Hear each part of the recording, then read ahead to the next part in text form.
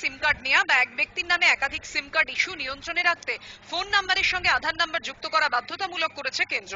অভিযোগ, এত কড়াকড়ির পরেও বন্ধ হয়নি অসাধু কারবার। পশ্চিম বর্ধমানের বুদবুদে সেই চক্রেরই পর্দা ফাঁস করল পুলিশ। গ্রেফতার করা হলো 3 জনকে। গোপন সূত্রে খবর পেয়ে বৃহস্পতিবার সকালে দুর্গাপুরের বুদবুদ বাজারের একটি দোকানে হানা দেয় পুলিশ। সব নথি খতিয়ে দেখার পর দোকানের মালিক সন্দীপ চৌধুরী এবং 2 কর্মী রাহুল কর্মকার ও নন্তু সাউকে পুলিশ গ্রেফতার করে। কিভাবে চলতো বেআইনি কারবার? পুলিশ সূত্রে খবর, ফোন নাম্বারের সঙ্গে আধার নাম্বার যুক্ত করতে বিশেষ একটি যন্ত্রে গ্রাহকদের আঙুলের ছাপ নেওয়া হয়।